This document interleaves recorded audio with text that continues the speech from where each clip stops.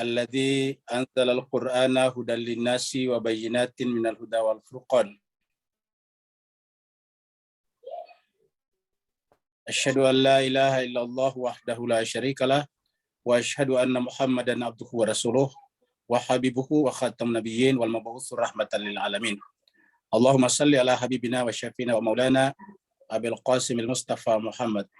Allahumma salli ala Muhammad wa ali Muhammad. Allahumma salli ala Muhammad wa ali Muhammad. Allahumma salli ala Muhammad wa ali Muhammad. Wa ala alihi wa sahbihi wa man tabi'ahum bi ihsan ila yaumil. Bapak yang saya berbahagia, pertama-tama mari kita panjatkan puji dan syukur kita kehadirat Allah Rabbul Alamin, karena semuanya atas izinnya lah sehingga kita bisa bersua di tempat ini, kegiatan ini bisa berlangsung dengan baik. Pada kesempatan kali ini kita teruskan surat As-Saffat, surat yang ke-37. Malam ini kita masuk ayat 11 sampai ayat 20. Yang kelihatan, maka mari kita masuk ke screen kita untuk sama-sama membaca surat As-Saffat ayat 11 sampai ayat 20.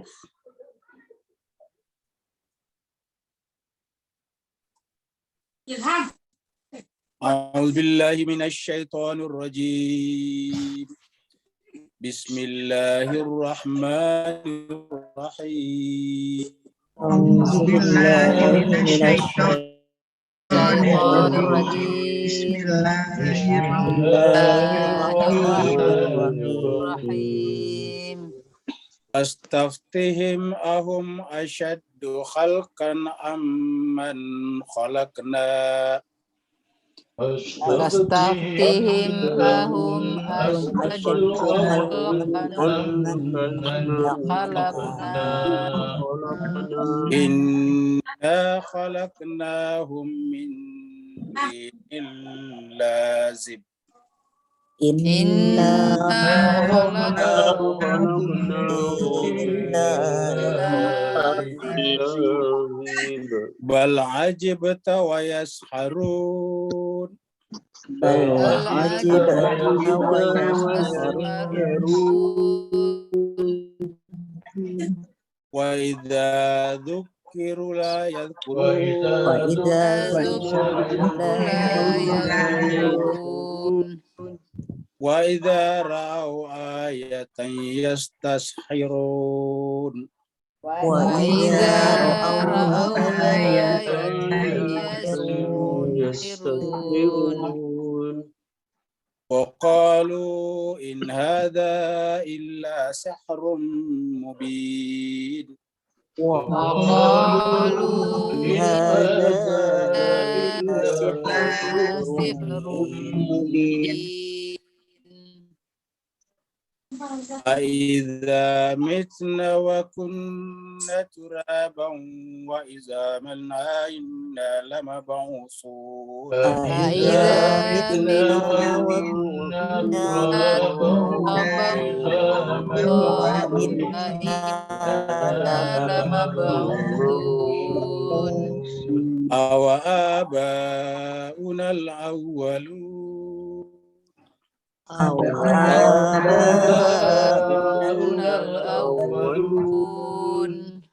Qul na'am wa antum dakhirun.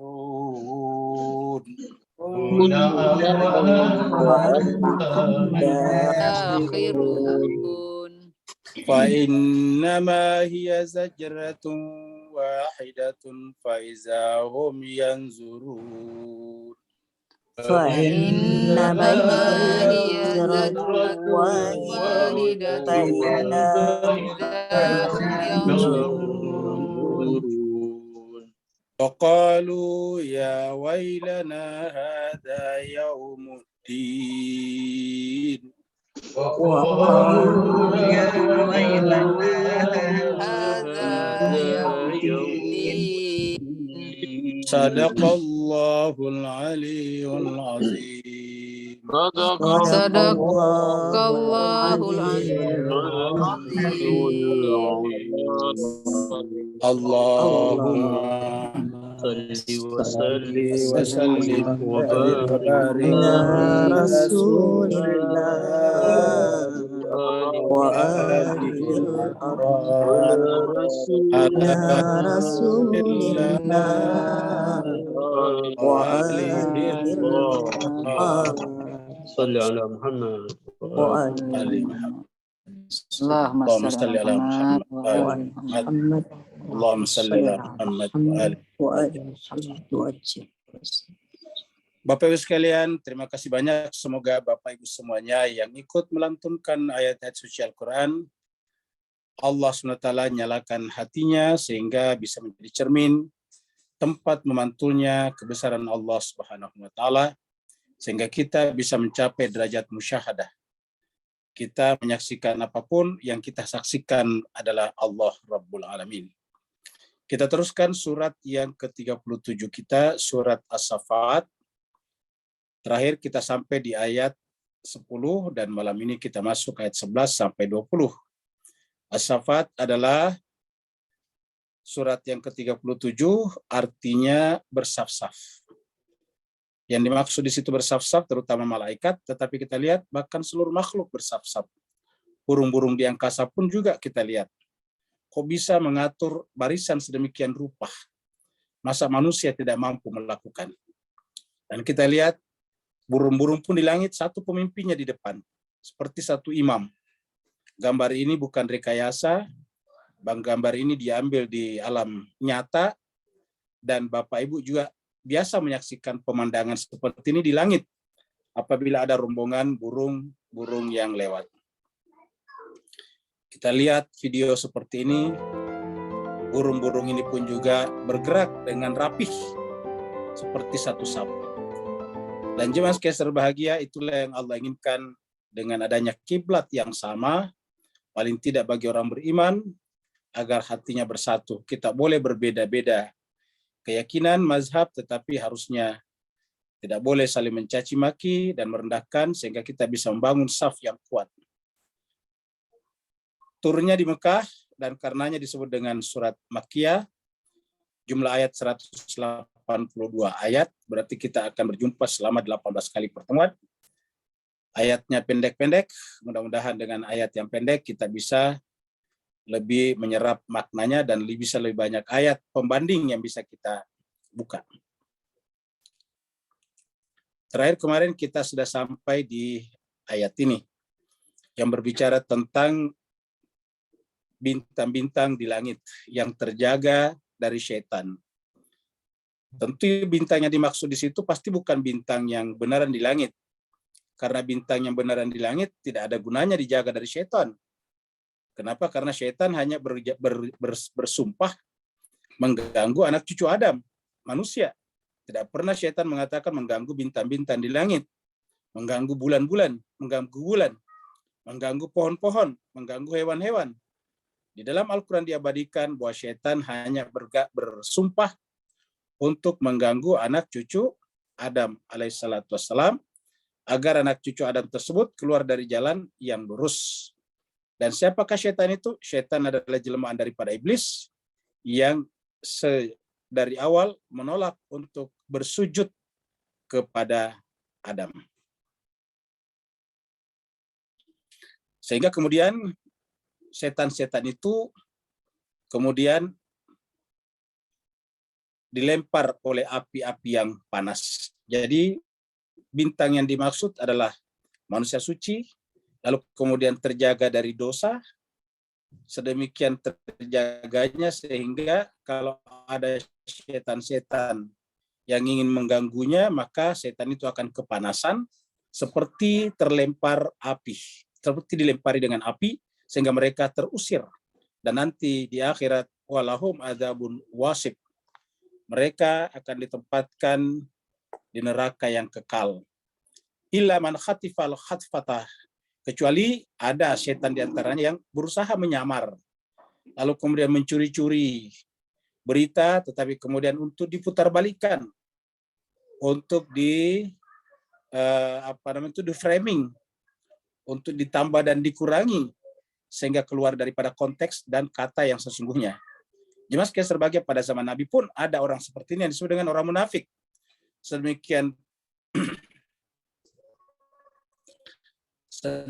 jelasnya orang munafik sampai di dalam Al-Quran ada surat yang disebut dengan surat Al-Munafikun. Di dalam Al-Quran ada surat Al-Munafik. Ya, Al-Munafikun yang berbicara tentang munafik, dan banyak lagi ayat di berbagai surat yang berbicara tentang kemunafikan, yaitu seakan-akan datang bersama dengan Nabi, seperti juga di sini mendengar-dengarkan berita, tetapi sebetulnya untuk dipelesetkan, untuk di-framing, untuk disalamaknakan. Nah, yang seperti ini juga sebetulnya fa'atbahu syihabun saqib. Yang seperti ini akan diikuti oleh nyala api atau kasyihabun saqib yang terang. Jadi artinya apa? Yang disebut tadi manusia suci ataukah bintang pada zamannya Nabi, ada orang-orang di sekitarnya juga yang coba selalu melindunginya. Selain daripada yang bersangkutan sendiri terlindungi ataukah maksum, juga ada pihak-pihak di sekitarnya yang coba melindunginya. Seperti dalam surat Al-Tahrim juga diceritakan bahwa Nabi itu dibela oleh malaikat dan orang saleh dari kalangan mukmin. Salihul mukminin, seorang saleh dari kalangan mukmin. Salehnya di situ bentuk tunggal. Sekarang kita masuk pada ayat baru. Ayat 11. Sebelum kita masuk ayat baru, Bapak Ibu perhatikan gambar ini baik-baik. Coba terkait ini gambar apaan? Ini apa? Ya. Kalau Bapak Ibu perhatikan ini benar-benar adalah seperti orang. Tidak pernah kita bayangkan kalau ini bukan orang. Ya. Begitu indahnya karya ini. Coba lihat. Kalau bukan karena tangannya orang di sini, kita pasti menganggap ini orang beneran. Cuma karena ada tangan di sini, ini pasti bukan orang. Kenapa? Ada tangan raksasa di sini. Ya. Tetapi lihatlah wajah ini. Benar-benar sempurna. Seperti manusia. Coba lihat ini. Ya. Coba lihat lagi ini. Ini kalau kita lihat, kalau tidak ada tangan di sini, pasti menganggap ini perempuan beneran. Sempurna, ya, caranya membuat. Lalu apakah ini jemaah sekalian berbahagia? Kok bisa sempurna sekali seperti ini? Benar-benar tidak ada bedanya kalau itu adalah manusia. Kalau kita lihat dari sisi gambar. Kalau bukan karena tangan orang ini, pasti kita sangka ini adalah perempuan beneran. Ternyata jemaah sekalian berbahagia, itu adalah patung yang dibuat, ini pematung mudah dari Rusia. Lihatlah patung-patungnya seperti ini. Yang menyebabkan kita angkat di sini adalah dari manakah patung ini dibuat? Ini yang tidak pernah terjadi sebelumnya. Rata-rata orang kalau membuat patung sebelumnya itu adalah dari misalnya batu dipahat atau kayu misalnya. Tetapi beliau membuat patungnya ini adalah dari tanah. Luar biasa.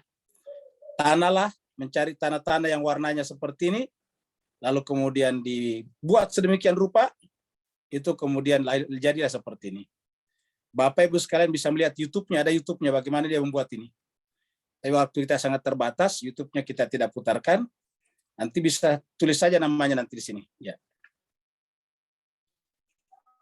Tulis namanya Michael Zajkov dari Rusia. Jadi ini adalah berita luar biasa, kata berita ini, boneka tanah liat. Jadi dari tanah liat. Jadi boneka yang terbuat dari tanah liat dibuat oleh Mikhail Zajkov, ya, baca Mikhail karena orang Rusia. Ini sangat mirip dengan manusia. Ya. Hampir kita tidak percaya kalau itu adalah tanah liat. Hampir kita tidak percaya kalau itu adalah boneka. Kalau seandainya tidak ada tangan tadi. Bila dilihat sekilas, boneka ini benar-benar seperti hidup. Padahal boneka ini dibuat dengan tangan dari tanah liat tadi. Pada halaman Instagramnya, di mana ia memiliki lebih dari 70.700 pengikut, follower, beberapa video menunjukkan bagaimana Zajkov secara hati-hati menghaluskan dan mengubah potongan-potongan lukisan tanah liat tersebut menjadi sebentuk wajah, tangan, dan kaki dengan tingkat presisi yang sangat tinggi. Tangan dan kaki dengan presisi yang sangat tinggi. Ya. Mas Kaisar Bahagia ini ada di videonya di sini kalau kita lihat videonya. Ya, coba seperti inilah. Dan dia. Ini adalah caranya dia membuat dari awal. Kita lihat sini. Ya, ini dari tanah, lihat ya buat. Ini benar-benar di atas Mikhail Zayskov dari Instagramnya. Ya. Dibuat sedemikian rupa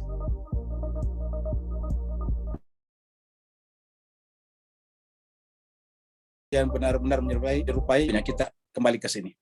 Apa yang kita ingin tangkap dari ini Mas Kaisar Bahagia? Coba lihat. Fastaftihim. Ini ayat 11, kelanjutan ayat 10 tadi. Fastaftihim. Maka tanyakanlah kepada mereka.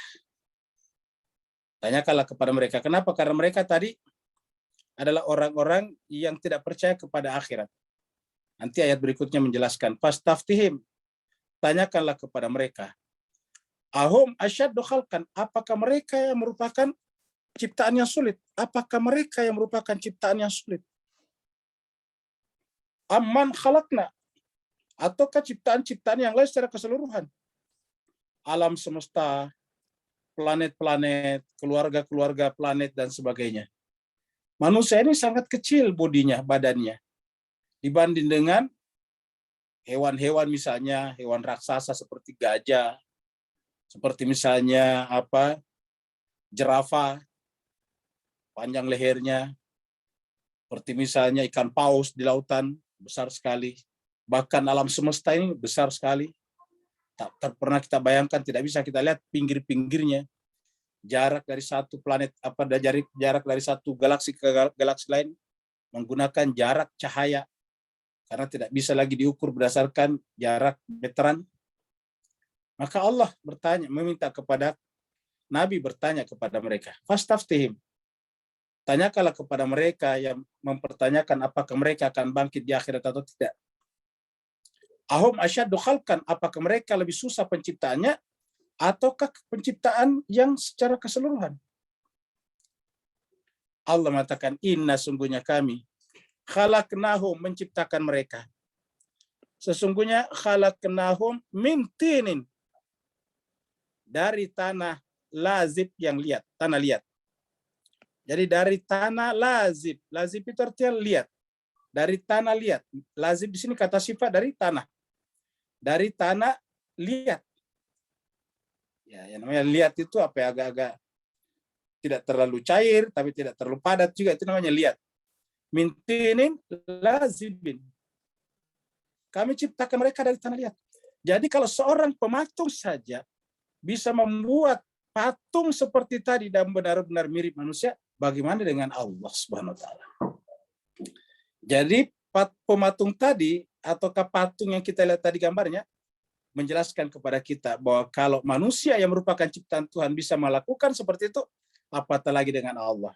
Jadi sekarang tambah yakin kita bahwa sebetulnya manusia pertama itu dibuat Allah langsung dari tanah, seperti kata-kata ayat ini. Inna khalaqnahum min tinin lazib.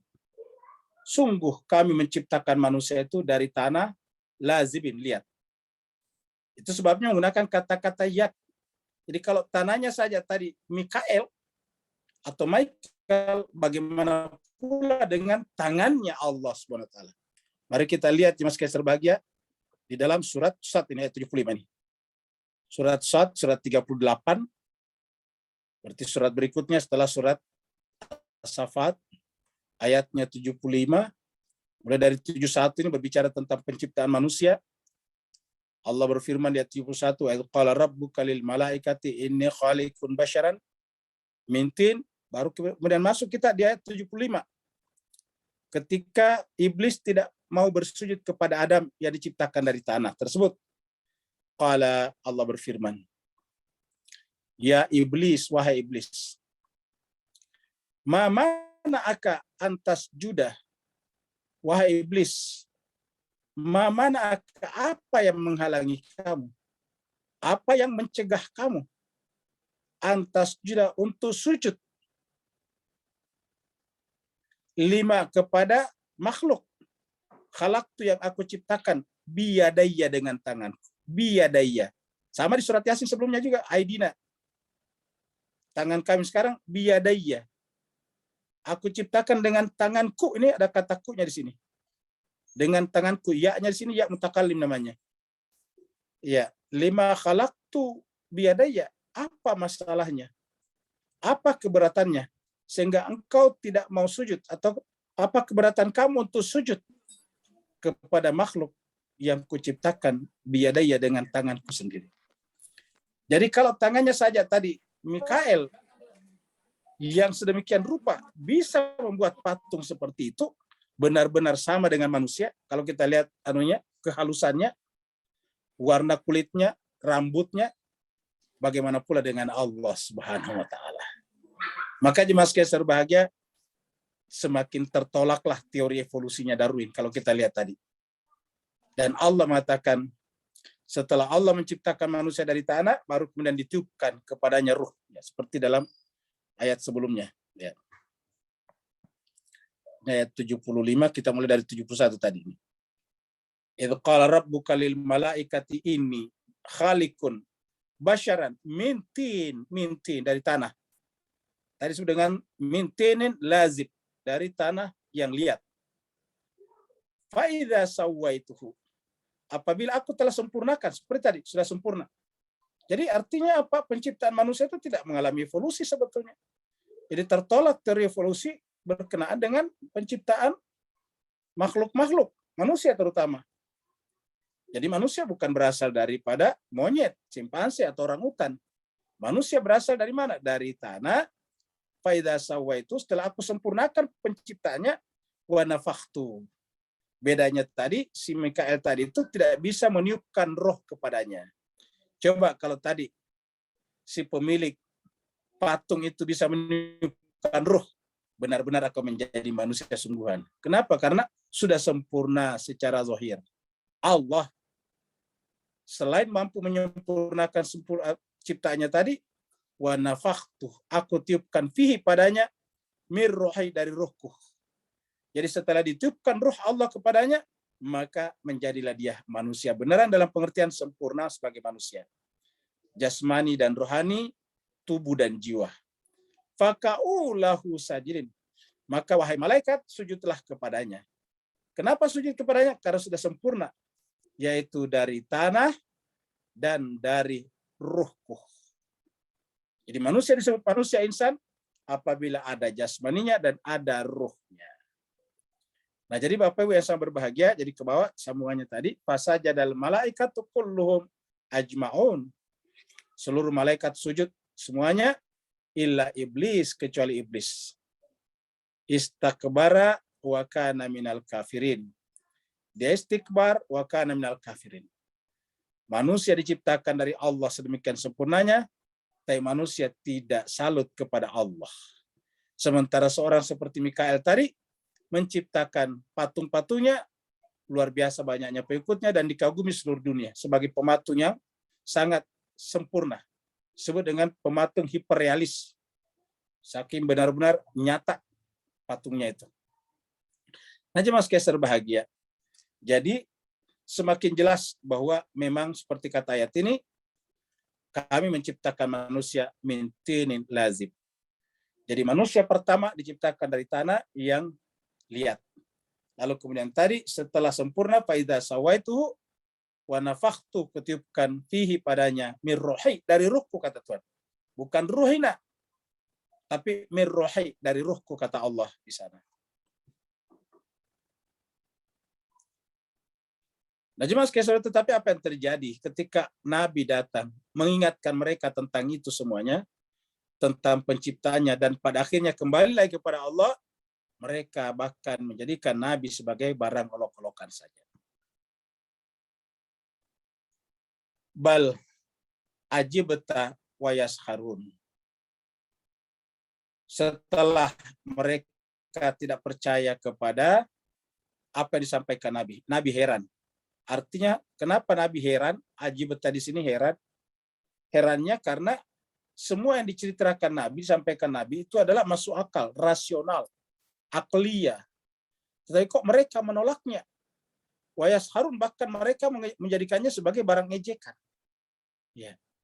Kamu Muhammad telah menyampaikan kepada mereka dengan argumentasi, dengan hujah yang jelas, yang terang benderang, mubin, nyata.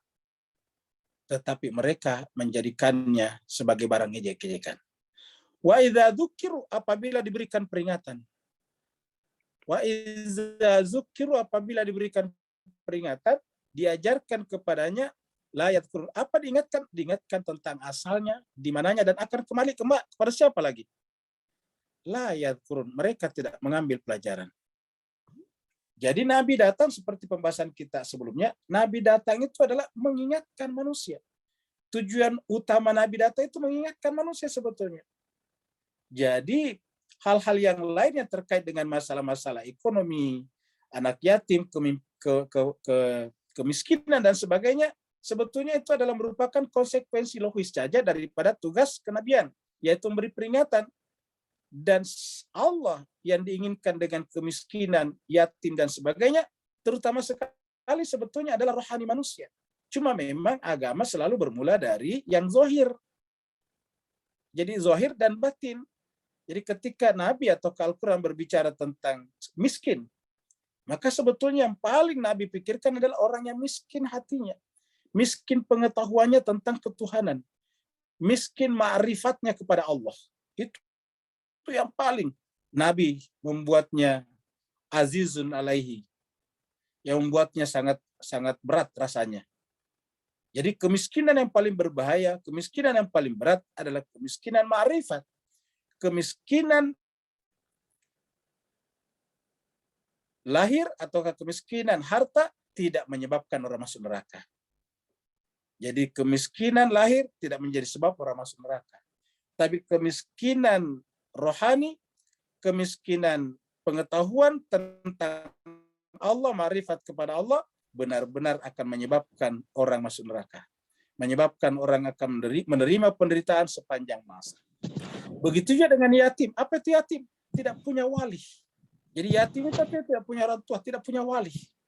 Jadi kalau yatim itu adalah orang yang tidak berwilayah, tidak punya imam, tidak punya pemimpin secara teologis, secara keagamaan.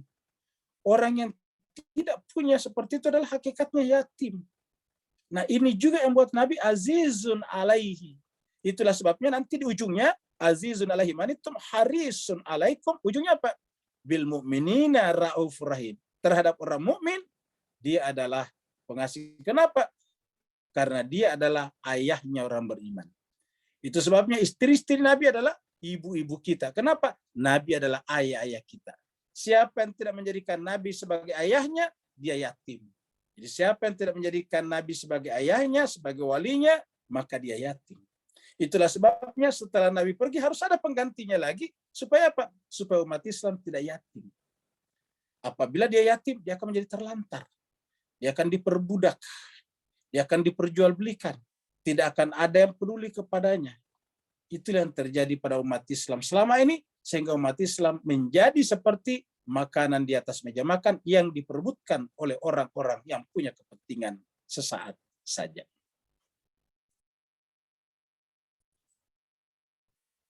Ini adalah di antara penggalan sejarah di mana orang-orang yang menentang Nabi itu adalah berkumpul menjadikan Nabi, menceritakan dan menjadikannya sebagai barang ejek-ejekan, barang olok-olokan. Jadi mereka menceritakan Nabi di pojok-pojok rumah, di pojok-pojok kota Mekah, hanya untuk menjadikan barang tertawaan. Cuma sekali serbahagia kalau kita lihat, pasti kita aminkan kata-katanya, karena bajunya juga pakai baju jubah, mereka juga pakai tutup kepala, pakai serban, tetapi mereka berkumpul justru untuk mengejek-ejek Nabi seperti dalam ayat tadi. Wa idza ra'au ayatan. Apabila mereka melihat ayatan. Atau melihat ayat di sini, ingat kan? Kalau ayat misalnya di alam semesta kan dari dulu mereka melihatnya. Sebelum Nabi datang mereka sudah melihat alam semesta, sudah melihat keluar biasaan semesta. Jadi pasti bukan iza apabila, karena kata-kata iza jika kan menunjukkan baru. Jika datang hujan kan berarti tidak selamanya hujan. Ya, jika hujan berhenti kan berarti sekarang hujan. Jadi kalau hujan sekarang katakan jika hujan berhenti. Berarti artinya apa? Tidak selamanya dia melihat ayat. Berarti ayat ini siapa yang dilihat? Pasti orang maksudnya. Kenapa? Dilihat. Ya. Sedangkan kalau Al-Quran dalam bentuk tertulis belum ada pada saat itu. Kita Belum pergi kat situ lah. sekarang. Jadi wa idza ra'au ayatan, apabila mereka melihat ayat. Ayat di sini tanda satu, ini bukan tanda-tanda. Tanda-tanda biasa jamak, ini ayatan. Kalau jamak ayatan. Ini ayatan. Jadi ayatin kalau bentuk jamaknya. Wa idza ra'au ayatan yastaskhirun. Mereka memperolok-olokkannya. Yang diperolokkan siapa? Tentu orang yang oleh Nabi dituju juga sebagai ayat. Wa iza ra'au ayatan, apabila mereka melihat ayat, mereka memperolok-olokkannya. Yastaskhirun. Mereka menjadikannya sebagai barang ledekan, barang olok-olokan. Saya berkata, kecuali sihrun mubin, ini adalah sihir yang nyata. Bagi mereka itu tidak jadi pengingat, tidak pantas mereka ikut kepadanya, apalagi mungkin secara usia lebih muda, mereka merasa lebih tua, maka mereka mengatakan ini pasti sihir yang nyata. Sesuatu yang tidak pantas dipantaskan itu sihir. Bagi mereka tidak pantas, oleh Nabi dianggap pantas. Kenapa? Karena penilaian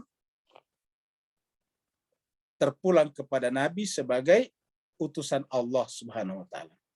Jadi apabila mereka melihat ayat yastaskhirun, mereka memperolok-olokkannya seraya berkata in hadza illa sihrun mubin. Tiada lain kecuali ini adalah sihir yang nyata. Jadi cuma sekedar siapa memperolokkan? Orang-orang di sekitar Nabi juga. Kan ini di sekitar Nabi ini, dan ingat mas sekalian ini di Mekah. Jadi ini pasti bukan toko-toko yang ada di Yastrib atau di Madinah. Kenapa masih di Mekah? Tadi kita sudah lihat bahwa surat 37 ini surat yang turun di Mekah, surat Makkiyah. Berarti pasti yang memperolok-olokkan ini kita tahu siapa semuanya. Pasti di sana ada Abu Sufyan. Ya, dan sebagainya, Muawiyah, bapaknya Muawiyah. Di sana ada Abu Lahab, Abu Jahal, dan semacamnya. Apabila melihat ayat yastaskhirun, mereka memperolokkannya dan menganggap ini adalah sihir yang nyata. Itulah sebabnya jemaah sekalian berbahagia, Nabi mewanti-wanti di banyak tempat supaya jangan sampai kita terkecoh dengan penampilan mereka seperti ini, karena tadi disampaikan ada setan juga yang bisa mencuri-curi sesuatu dari Nabi, dari orang suci, lalu kemudian disebarkan ke berbagai tempat. Orang seperti ini tidak bisa dekat kepada Nabi dalam pengertian yang sungguhnya, karena ada yang menjaga Nabi, selain Nabi sendiri adalah maksum, ada juga yang menjaganya dan siap mengejarnya dengan api-api yang panas. Kita lihat misalnya di dalam surat yang ke-7. Ya. Surat Al-A'raf.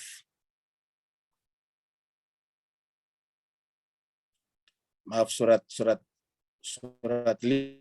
ya, bukan surat 7, surat 5.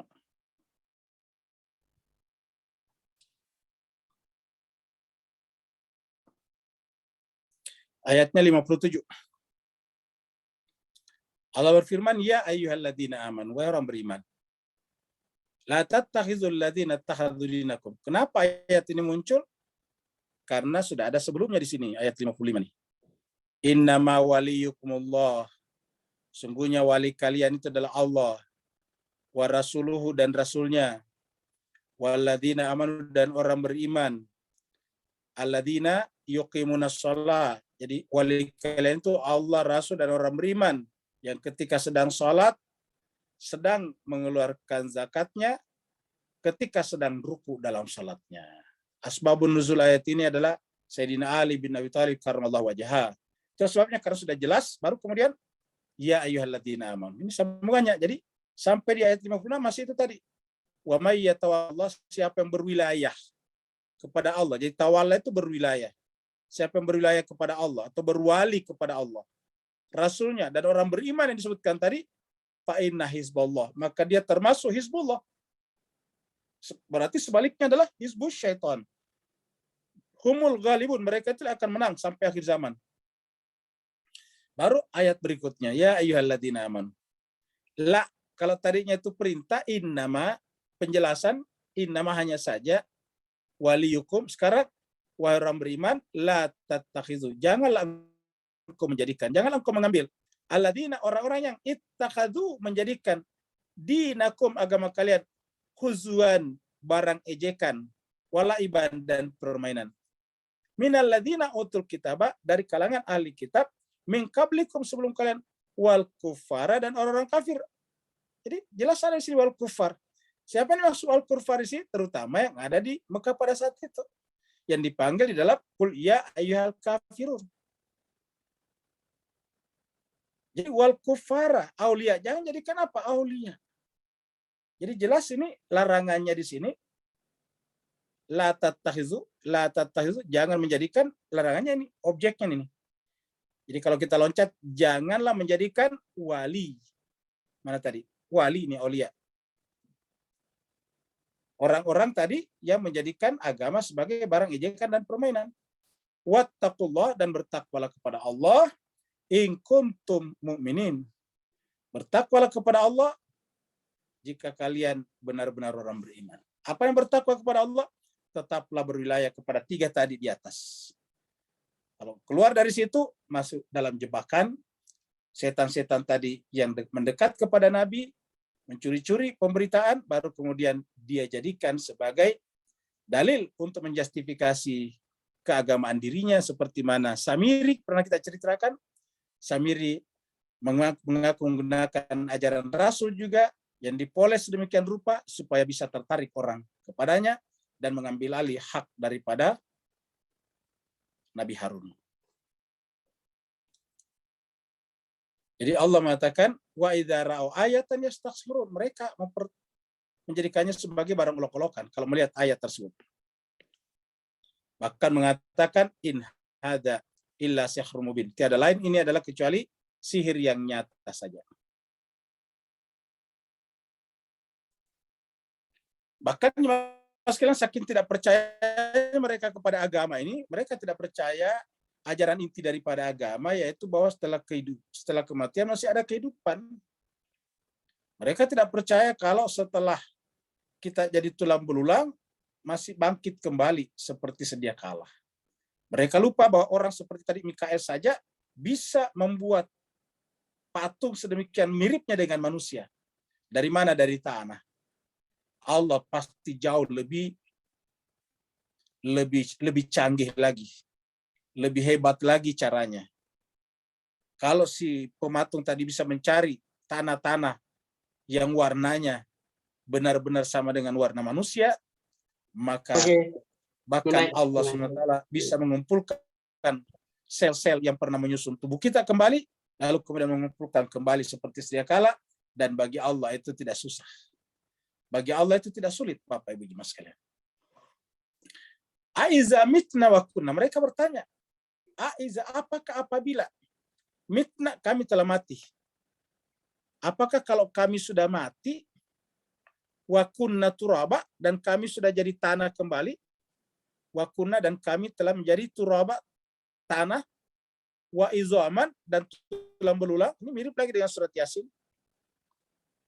Apakah kalau kami sudah mati, lalu kami sudah menjadi tanah dan tulang belulang, A'inna, apakah benar-benar kami lama ba'usun, akan dibangkitkan kembali?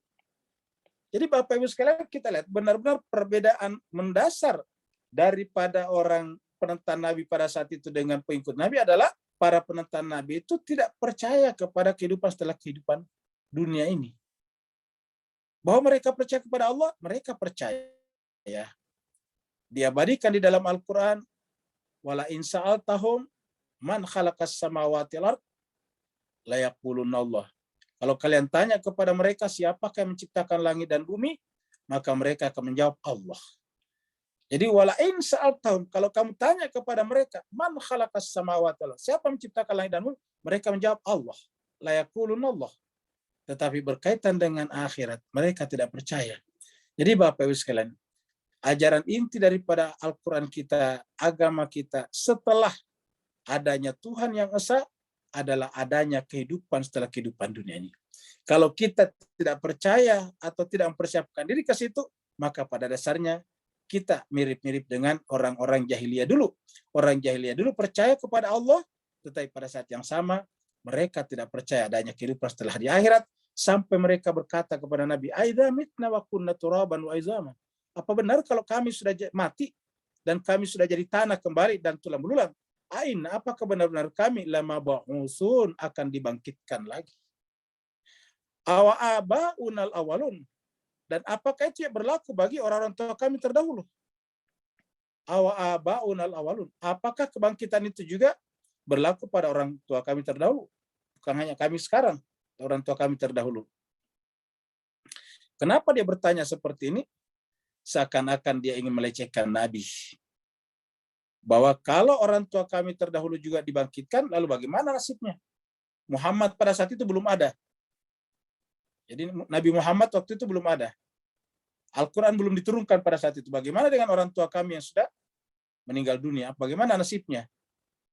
Lupa bahwa mereka tinggal di Mekah, ada Nabi yang diutus kepada mereka, menyampaikan ajaran Tauhid secara turun-temurun, sampai kemudian munculnya Nabi Muhammad. Jadi di Mekah sendiri pada saat itu, tidak pernah terputus adanya keluarga orang-orang yang bertauhid di sana. Kita tidak pernah mendengarkan orang-orang yang ada di sekitar Nabi yang lebih tua daripada Nabi yang pernah menyembah berhala sebelum Nabi datang. Kita tidak pernah mendengarkan Abu Thalib, pamannya Nabi dan ayahnya Ali, menyembah berhala sebelumnya. Kita tidak pernah mendengarkan misalnya Abdullah, ayah daripada Nabi Muhammad, menjadi penyembah berhala. Kita tidak pernah mendengarkan apalagi kakeknya Nabi Muhammad, Abdul Muthalib, pernah menyembah berhala. Apatah lagi mendengarkan ibunya Nabi Muhammad pernah menyembah berhala. Tidak pernah. Padahal mereka tinggal di tempat itu, di mana yang dominan pada saat itu adalah menyembah patung-patung berhala. Tapi mereka, keluarga ini dari atas sampai kepada Ismail, adalah keluarga-keluarga yang terjaga, yang nanti kemudian melahirkan Nabi Muhammad SAW. Jadi terjaga ke atas, tarik ke atas itu jalurnya ke Abdul Muthalib ke atas sampai kepada Nabi Ismail, Nabi Ibrahim, Hajar. Ini terjaga dari situ. Ini adalah orang Mekah. Nah, jadi jemaah sekalian berbahagia, sebetulnya mereka punya ajaran seperti itu. Tetapi seiring berjalannya waktu, ajaran-ajaran orang suci mereka tolak. Orang-orang suci di antara mereka, orang-orang baik di antara mereka ditolak. Bahkan terbukti setelah Nabi Muhammad datang, mereka lempar batu. Mereka caci maki. Mereka menyebut ajarannya sebagai sihir yang nyata. Jadi artinya Bapak Ibu sekalian, yang menyebabkan mereka begitu bukan karena tidak ada Nabi sebelumnya, tetapi karena mereka telah terpenjara oleh kehidupan dunia, sehingga menganggap tidak ada lagi kehidupan selain kehidupan dunia. Mereka seperti orang yang hidup di dalam gua yang tertutup, atau seperti katak di dalam tempurung. Katak di dalam tempurung tidak pernah percaya kalau ada dunia di luar tempurung. Orang yang lahir dan besar dalam gua tidak pernah percaya kalau di luar gua ada kehidupan yang jauh lebih luas. Orang yang hidup di dalam perangkap tempurung dunia tidak akan pernah percaya kalau ada kehidupan di luar kehidupan dunia ini. Itu yang terjadi pada mereka, sehingga mereka bahkan bertanya kepada Nabi, "Aidza mitna wa kunna turaban wa izaman, ainna lamab'usun awa abaunal awwalun?"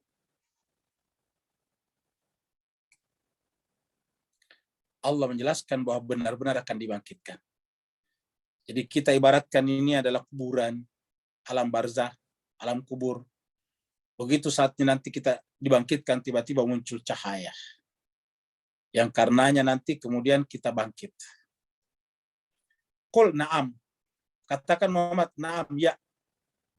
Kalau mereka bertanya tadi, apakah kalau kami sudah mati? Aiza mitna, apakah kalau kami sudah mati? dan kami sudah jadi tanah dan tulang belulang akan bangkit kembali. Qul, katakan Muhammad, na'am, betul. Ya, wa antum dakhirun. Dan pada saat itu nantinya kalian akan terhina kalau kalian tidak mempersiapkan diri ke sana. Na'am wa antum dakhirun, dan kalian akan menjadi bangkit dalam keadaan hina dina di sana. Kalau dari dunia sekarang kamu tidak mempersiapkan diri. Fa innama, sesungguhnya hiya, kebangkitan itu bagi Allah, zajratun wahidatun, hanya seperti satu teriakan saja. Zajratun wahidatun, hanya satu teriakan saja. Jadi artinya apa itu? Satu napas saja. Kalau kita bernapas, satu kali menghembuskan nafas. Bagi Allah membangkitkan kembali itu seperti satu tarikan nafas saja. Satu hembusan nafas kita. Kata satu hembusan nafas tidak termasuk nariknya, tapi menghembuskan saja. Kalau narik baru menghembuskan kan dua gerakan. Ini cuma satu teriakan saja. Teriakan itu adalah hembusan. Maka bagi Allah, hiya, kebangkitan itu, zajratun wahidatun, ibarat satu teriakan saja.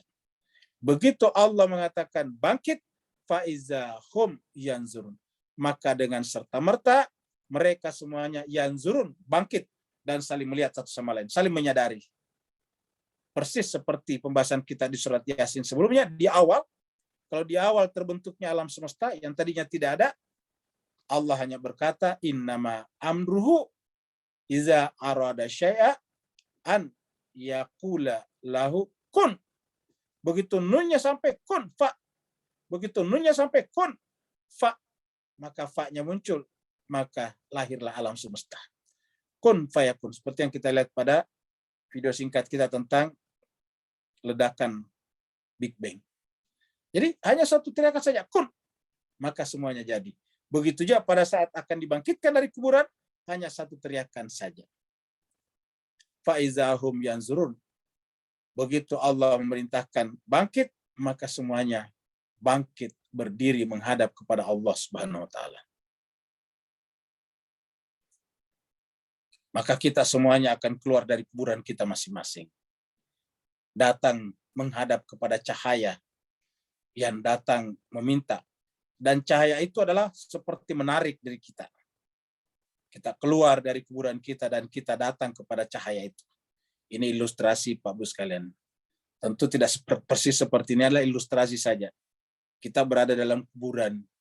Begitu Allah meminta kita berkumpul di pada mahsyar, semua kita keluar dari kuburan kita masing-masing dan kemudian datang menghadap kepada cahaya di depan sana.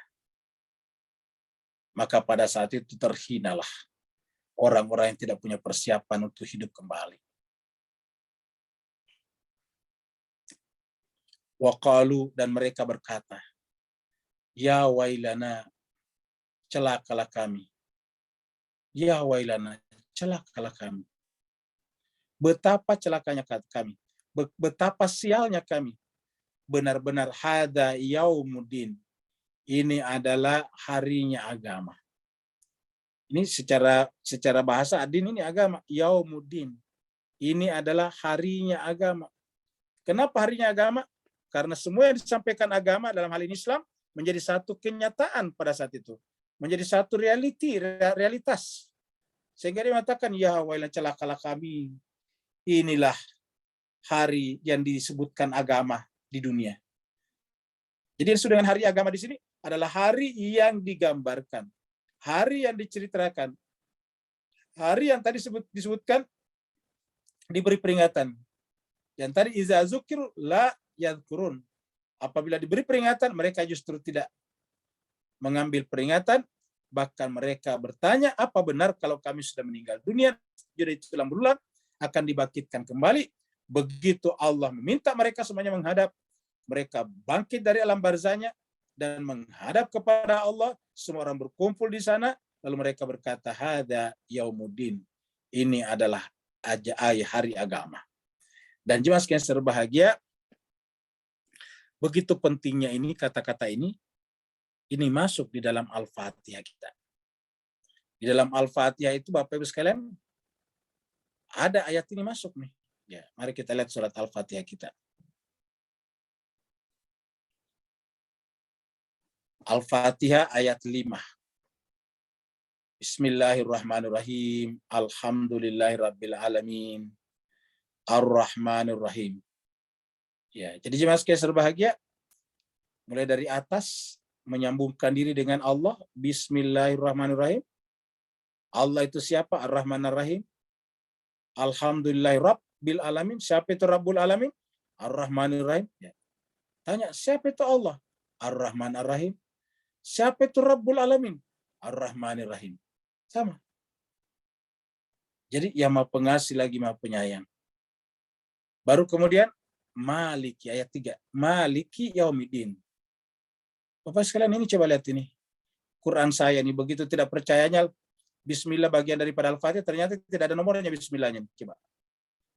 Jadi ini Al-Quran, jadi ada benar-benar upaya untuk menghilangkan Bismillah daripada Al-Quran. Lihat Bapak sekalian ini, Quran saya ini. Ya. Ini websitenya, Quran wbw.com, quranwbw.com. Coba lihat jemaah sekalian, tidak ada nomornya nih. Ya. Sehingga kita lihat Alhamdulillahirrahmanirrahim nomor 1 nih. Ya. Ar-Rahman Ar-Rahim nomor 2 nih. Malik ini nomor 3, harusnya kan 4 ini. Ya. Iyyaka na'budu wa iyyaka nasta'in nomor 4. Ihdinas siratal mustaqim nomor 5. Ini dibagi 2. Ya. Ini ihdinas siratal ladzina an'amta 'alaihim ghairil maghdubi alaihim waladdallin 7. Jadi bagi 2 ini, harusnya kan ini 1 nih. Ihdinas siratal mustaqim siratal ladzina an'amta 'alaihim bagi 2. Ya. Itu 7. Oh maaf, ini malah cuma 6 nih, coba lihat. Ini namanya malu-malu kucing. 6-nya disimpan di sini nih. Jadi Bapak Ibu sekalian menjadi saksi pada malam ini. Saya juga baru perhatikan ini, kalau Quran ini ternyata begini modelnya nih. Ya. Jadi karena mereka tidak percaya, kan kesulitan ini bagaimana caranya kalau dihilangkan basmalahnya. Jadi kita terangkan sedikit ini. Ya. Karena ini menarik ini Pak Bu sekalian ya. Nah ini tidak ada ya. Ini Bapak Ibu perhatikan di sini. Ya. Ini tidak ada. Ya, ini tidak ada nomornya nih. Jadi nggak ada nomornya. Bismillahirrahmanirrahim. Dan Bapak Ibu pasti tahu, ya siapa yang tidak suka Bismillah. Ya. Tidak ada nomornya. Terus kemudian dipindahkan ke sini. Alhamdulillahirrahmanirrahim ayat 1 nih. Ya. Ar-Rahmanir-Rahim ayat 2. Malik Yaumiddin ayat 3. Iyyaka na'budu wa iyyaka nasta'in ayat 4. Ihdinas siratal mustaqim ayat 5. Sudah sama dengan sebelumnya. Nah, tetapi ini dibagi 2, tetapi malu-malu kucing dilihat nih. Ya. Ini malu-malu kucing. Sehingga nggak ada lingkarannya nih, cuma saya aja yang kasih lingkaran. Ya. Siratal ladzina an'amta 'alaihim. Dipotong di sini. Padahal ini benar-benar bid'ah ini cuma sekalian, tidak pernah ada sebelumnya membagi 2 seperti ini. Ya. Dia sendiri yang menulis ini tidak yakin. Sampai dibikin tulisan kecil di sini nih. Ya. Coba ditulis tulisan kecil di sini. Siratal ladzina an'amta 'alaihim. Bahkan dia bingung, ini 5 atau 6, ini ada 5 kecilnya juga nih. Sudah 5 di sini, bisa disebutkan, mungkin ini 5 sampai di sini. Ini 5, 6. Siratal ladzina an'amta 'alaihim. Jadi jemaah sekalian berbahagia, ini menunjukkan bahwa ada upaya untuk menghilangkan Bismillah daripada Al-Quran. Al-Quran yang kita pakai ini dari website, ya, dari situsnya tadi itu, ya, websitenya tadi. Nah, dari websitenya tadi di sini, ini Quran wbw.com. Jadi Bapak bisa buka sendiri nanti. quranwbw.com. Ya. Nah, dihilangkan Bismillahnya. Bapak bisa lihat jadi saksi sendiri. Ya. Ada orang yang tidak suka Bismillah dimasukkan. Sampai di Al-Fatihah pun dihilangkan nih. Ya. Jadi bukan hanya di surat lain, tetapi di Al-Fatihah pun juga dianggap bukan bagian daripada Al-Fatihah. Jadi jemaah sekalian, sekarang kita teruskan. Jadi ayat ini harus sampai ayat 4 ini dijadikan ayat 3. Jadi Maliki Yaumiddin. Jadi masuk tadi Maliki Yaumiddin. Jadi jemaah sekalian, kata-kata ini Yaumuddin. Ya. Saking pentingnya ini bahwa ada hari di mana di sana kita diadili berdasarkan agama, diktum-diktumnya, pasal-pasalnya, ayat-ayatnya adalah berkaitan dengan Al-Quran, kitab suci, maka itu Yaumuddin. Ya. Ad-din itu apa? Al-Quran. Tidak ada ad-din kalau tidak ada Al-Quran. Jadi Al-Quran adalah orangnya kah, pasangannya kitab suci ini, atau yang tertulis ini, tertulis, kita sebut ini yang tertulis dengan Al-Quran yang diam. Ya, Al-Quran yang diam.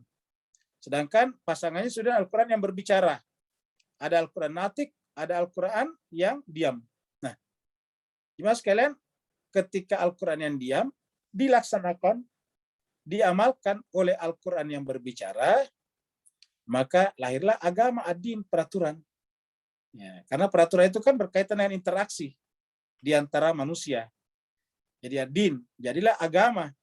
Jadi agama ad-din di sini adalah implementasi atau pengamalan daripada Al-Quran. Jadi ad-din adalah pelaksanaan daripada Al-Quran. Itulah sebabnya Al-Quran adalah al-haq, ad-din juga adalah al-haq. Mari kita lihat di sini. Kita lihat di surat ini.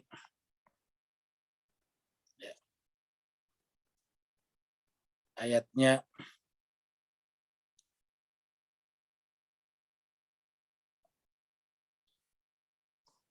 sembilan. Huwallazi arsala rasulahu. Dialah Allah yang arsala, mengutus rasulnya. Bil huda, dengan petunjuk. Wa dinil haq, dan agama yang hak. Ini dinil haq. Bapak perhatikan di sini. Huwallazi, dialah Allah yang arsala, mengutus rasulnya bil huda. Al-huda adalah Al-Quran. Al-Quran yang diamalkan namanya ad-din al-haq, dinul haq. Liyuzhirahu, untuk dimenangkan alat din terhadap din-din peraturan yang lain. Kulli, semuanya. Walau karihal musyrikun, walaupun orang-orang musyrik tadi itu tidak senang. Nah, jadi jemaah sekalian, ad-din itu adalah kebenaran. Ya, jadi ad-din adalah kebenaran. Maka jemaah sekalian, Malik Yaumiddin adalah penguasa pada saat hari ketika tidak ada lagi pilihan lain kecuali semua yang berkaitan dengan agama. Kalau di dunia ini kan agama bisa disingkirkan orang. Agama bisa tidak dipercaya. Agama bisa dianggap sebagai kebutuhan pribadi saja. Orang bisa berjalan sesuai dengan kemauannya. Tapi kalau kita bangkit di alam berikutnya, di pada mahsyar, maka pada saat itu tidak akan ada lagi pilihan-pilihan lain. Tidak ada lagi kehendak untuk bersekolah. Tidak ada lagi keinginan untuk mencari restoran yang bagus. Tidak ada lagi kemampuan untuk melawan kehendak Tuhan. Tidak ada lagi ikhtiar kita untuk berseberangan dengan apa yang Tuhan tetapkan. Maka karena pada saat itu yang bekerja hanya agama secara sempurna, 100%, 100%, maka kemudian disebut dengan Yaumiddin, Maliki Yaumiddin. Agama pada saat itu adalah bekerja. Makanya yaum, hari, saat ketika agama menjadi inti daripada kehidupan. Nah, inilah yang dimaksud tadi di sini dalam ayat ini. Wa qalu ya wailana hadza yaumuddin. Celakalah kami, inilah yang disebut dengan yaumuddin. Kenapa? Karena dia disampaikan di sini Malik Yaumiddin. Dia berkuasa nanti pada yaumuddin. Maka begitu dibangkitkan di sana langsung mengatakan ya wailana hadza yaumuddin. Inilah yaumuddin yang dijanjikan dulu di dunia. Nah, jemaah sekalian berbahagia, sebelum kita tutup kita sampaikan dengan melihat ini website. Sekarang ketahuan sebetulnya siapa yang Al-Qur'annya beda ya. Ini pasti kalau orang-orang tertentu yang membuat ini dan bukan mereka yang punya pengaruh pasti mengatakan wah ini Al-Qur'annya beda. Padahal ini benar-benar tidak ada angka satunya di sini, berarti benar-benar beda sebetulnya. Kenapa? Karena menganggap Al-Fatihah cuma 6 ayat. Karena tidak berani menulisnya 6, ini di tempat yang 7 ditulis 6. Di tempat yang 6 kan ini 7. Maaf, ini adalah 6. Ya. Tapi supaya tetap kelihatan 7, dibikin di sini kecil 6. Nah, bahkan di atasnya ada angka 5 nih. Bingung juga ini 56. Nah, jadi Bapak Ibu jemaah sekalian berbahagia, ya, inilah pembahasan kita pada malam hari ini. Insyaallah pembahasan hari Senin nanti kita lanjut pada ayat 21. Ya, seperti di sini ayat 21.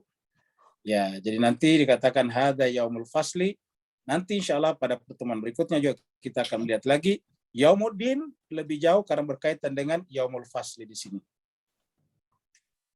Mudah-mudahan bermanfaat. Kalau ada benarnya dari Allah SWT, karena memang yang kita bahas adalah Al-Quran, kitab suci dari Allah SWT. Tapi kalau ada kekurangan dan kekhilafannya, ada salah kata, salah makna, maka itu semata-mata dari kekurangan Al-Fakir sendiri. Mohon dimaafkan. Terima kasih banyak. Yang bertanya dipersilakan. Assalamualaikum. Waalaikumsalam warahmatullahi wabarakatuh. Silakan Pak Nur. Alhamdulillah. Mesej daripada surah As-Saffat persis seperti mana menyatunya dakwah dan seruan utusan Allah tadi sejak daripada Nabi Adam AS sampai penutup para anbiya hingga akhir kiamat. Maka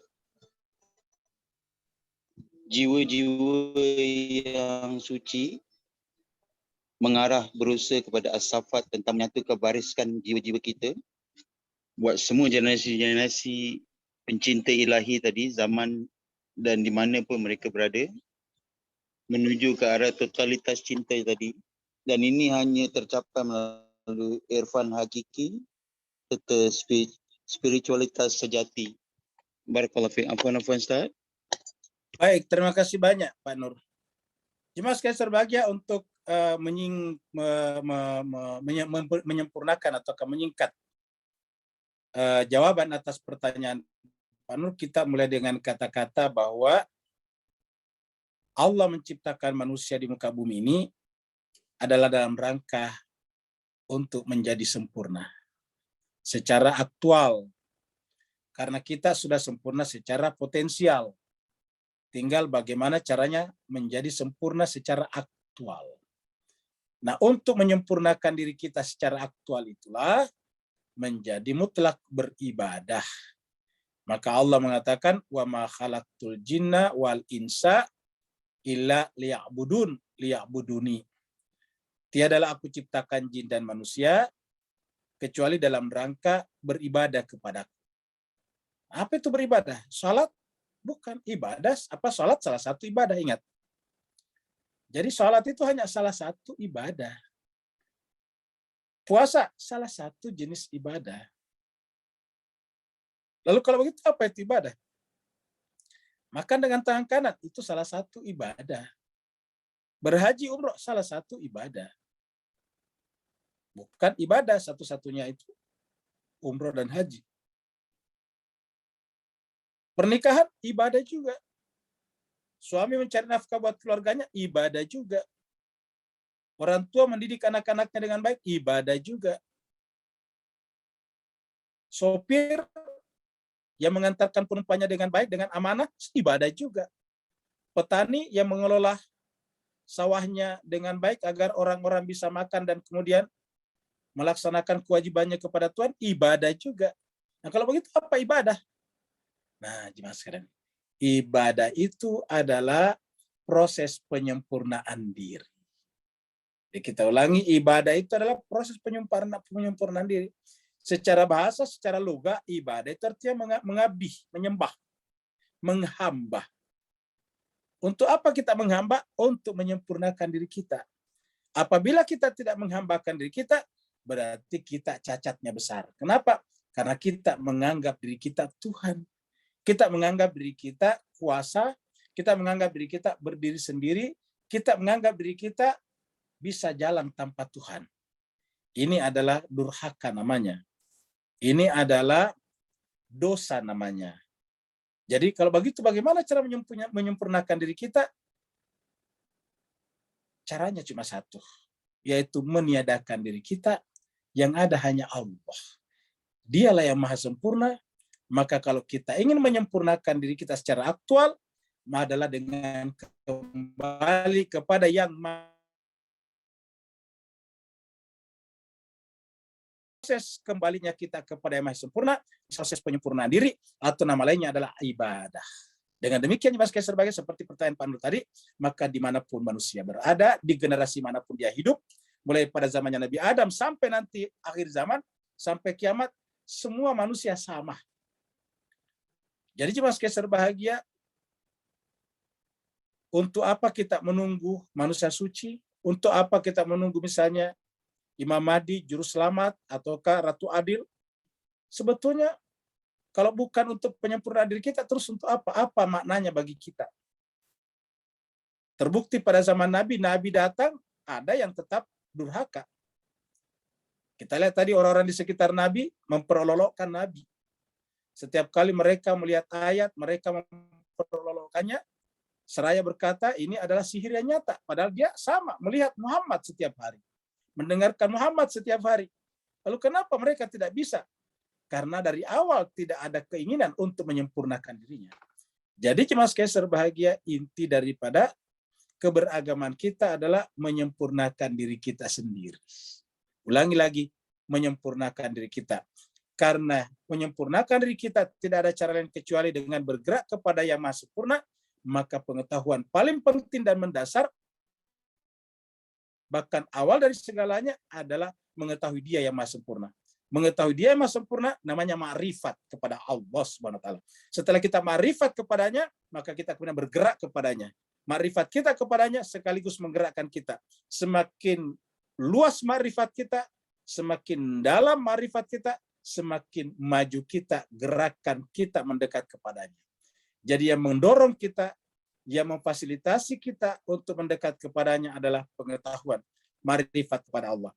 Disinilah pentingnya mutlaknya Al-Quran, karena Al-Quran semuanya isinya dari A sampai akhir adalah memperkenalkan kita. Allah memperkenalkan kita kepada kita dirinya sendiri. Ma'rifatullah. Jadi jemaah sekalian berbahagia, inilah. Maka pada setiap generasi semuanya sama tugasnya, yaitu menyempurnakan diri. Jadi bukan yang lain. Yang lain itu hanya merupakan konsekuensi logis saja. Bayar zakat, infak, sedekah itu hanya merupakan konsekuensi logis saja. Tapi tujuan utamanya bukan di situ. Banyak orang bayar zakat, banyak orang berhaji, bahkan ada orang salat, tapi fawailul lil musallin. Banyak orang berpuasa, tapi laisa lahu min syiyam illal ju'i wal atash. Banyak orang pergi berhaji dan berumrah berkali-kali, tapi hajinya mardud, umrahnya ditolak. Begitulah seterusnya. Banyak orang yang berinfak, berzakat, bersedekah, tapi Al-Quran mengatakan dia dihitung seperti orang-orang yang riya. Sama dengan orang yang tidak beriman kepada Allah dan hari akhirat. Jadi kalau begitu apa tugas daripada semua amalan-amalan itu? Salat, puasa, haji, umrah, zakat, dan sebagainya.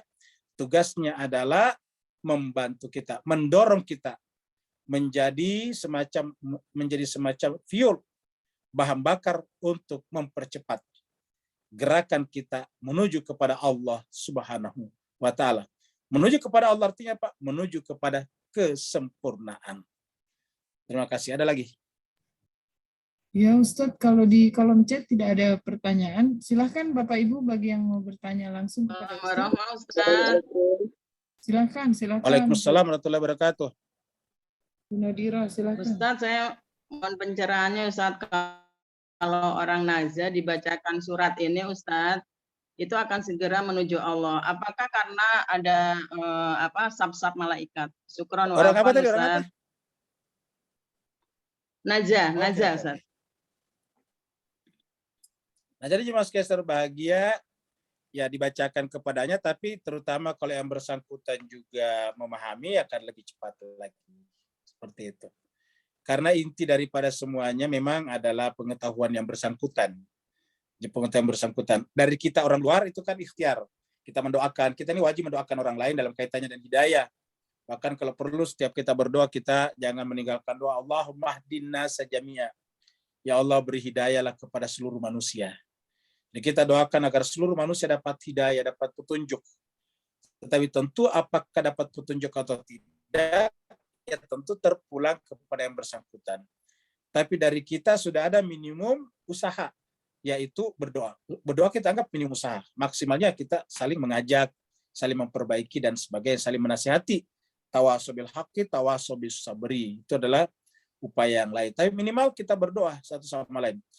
Jadi kita saling mendoakan supaya kita bisa sama-sama dapat hidayah pada Allah SWT. Tapi ingat, walaupun kita sudah berdoa, ujung-ujungnya kembali kepada yang bersangkutan. Seperti misalnya Nabi Nuh, pasti Nabi Nuh mendoakan anaknya. Pasti Nabi Nuh dan Nabi Lut mendoakan istrinya. tetapi anak dan istri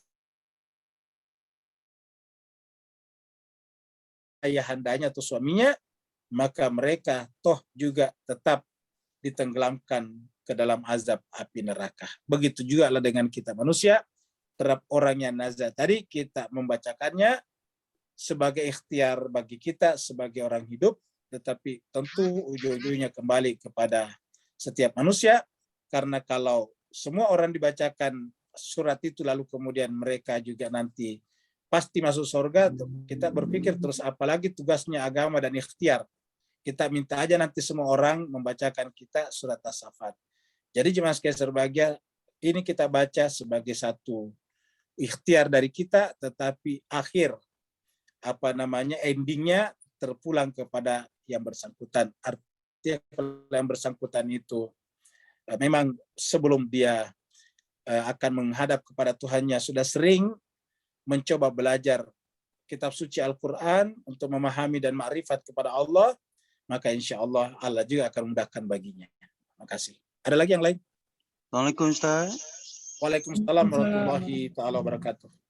Afwan Ustaz, satu soalan lagi Ustaz. Silakan. Ketika tersebut kalimat inna khalaqnahum min tini lazibin, di manakah posisi Ahmad ketika penciptaan ini sebelum dimasukkan ruhi tadi Ustaz? Afwan Ustaz, barakallahu fiik. Jadi jemaah sekalian berbahagia, jadi kita bahas kembali ayat ini tadi ya. Jadi Allah berfirman, bismillahirrahmanirrahim, kita langsung dari sini. Inna khalaqnahum min tinin lazib. Sungguhnya kami menciptakan mereka min tinin lazib, dari tanah liat. Nah, Bapak Ibu jemaah sekalian, seperti di surat Yasin kemarin, itu menggunakan bentuk kami di sini, khalaqnahum. Bapak Ibu jemaah sekalian menggunakan kata khalaqnahum. Ya. Jadi menyangkut masalah penciptaan manusia dari tanah ini, ada dua kata dalam Al-Quran. Ada kata khalaqtu, aku menciptakannya, dan ada kata khalaqna ini. Sama-sama dari tin. Coba kita kembali tadi ke surat 38 ayat 75. 38 ayatnya 75.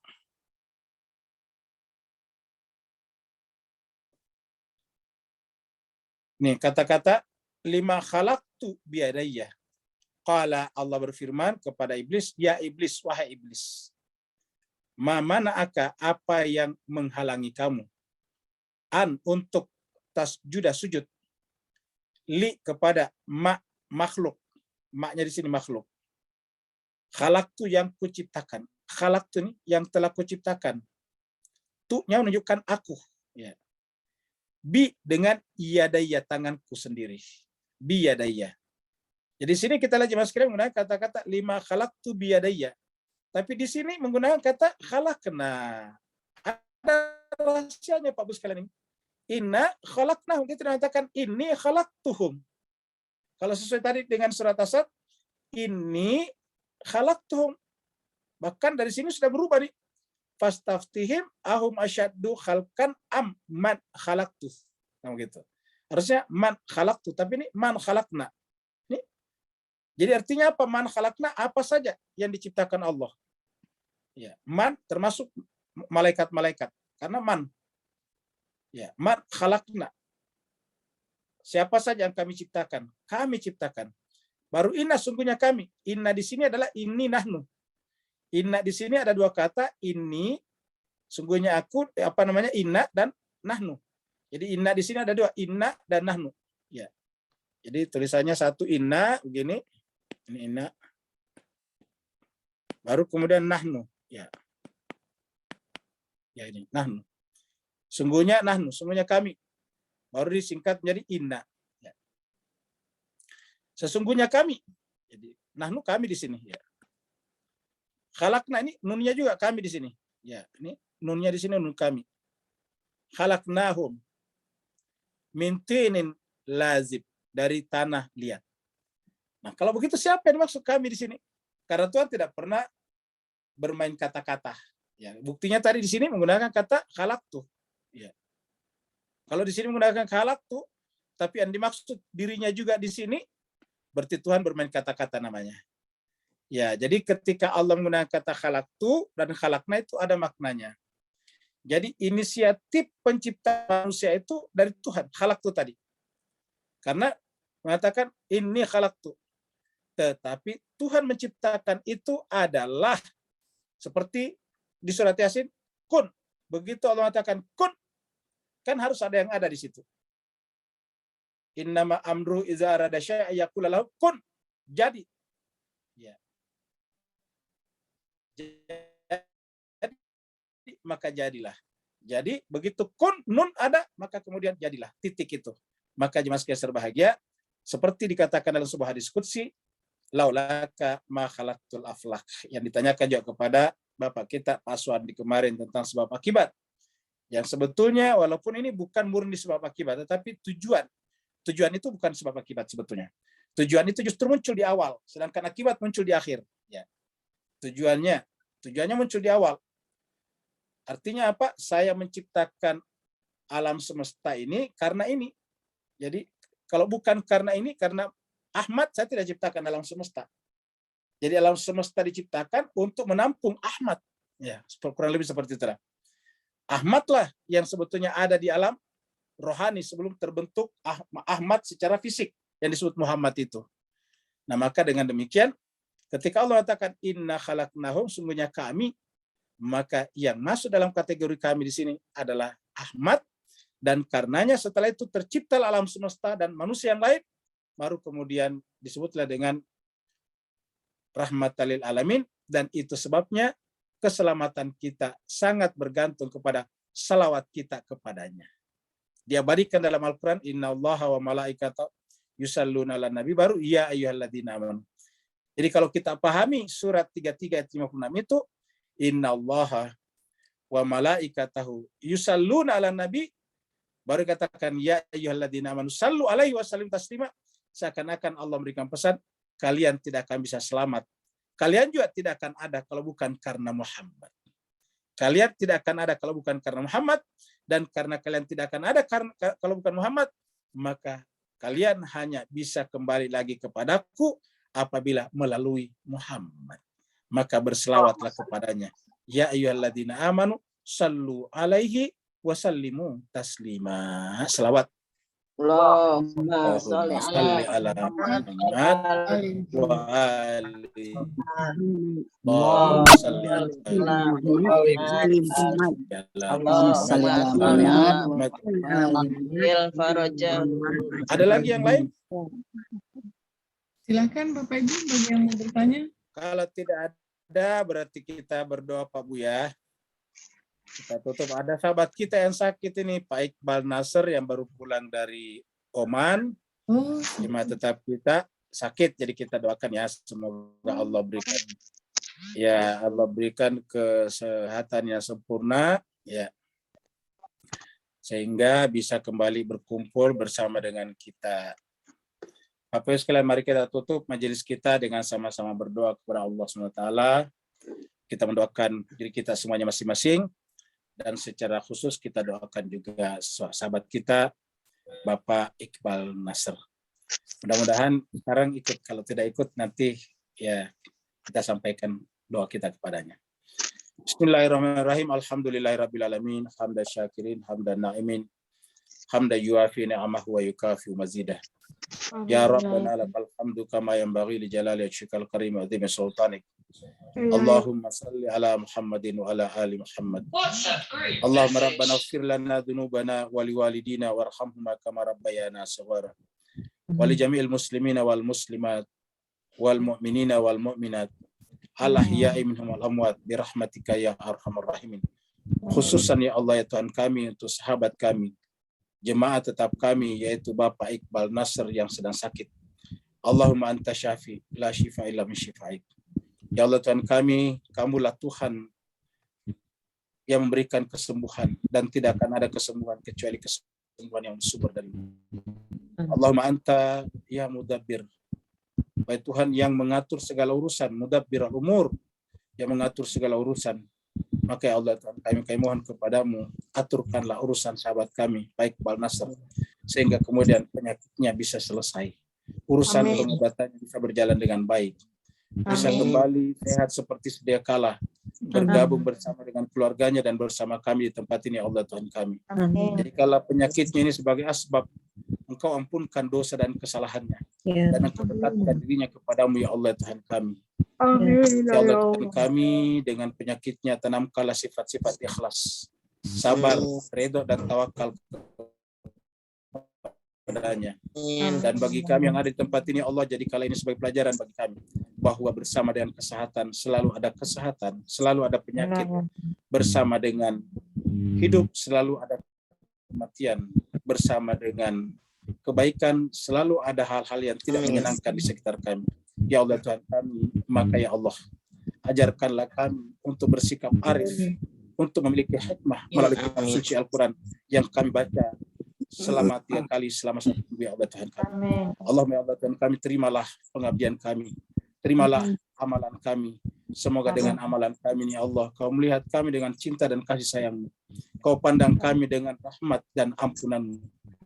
Allahumma rabbana atina fid dunya hasanah wa fil akhirati hasanah wa qina adzabannar. Allahumma rabbana taqabbal minna innaka antas samiul alim wa tub alaina innaka antat tawwabur rahim. Sallallahu ala sayyidina Muhammad. Subhana rabbika rabbil izzati amma yasifun wa salamun alal mursalin walhamdulillahi rabbil alamin. Wassalamualaikum warahmatullahi wabarakatuh. Terima kasih Ustaz.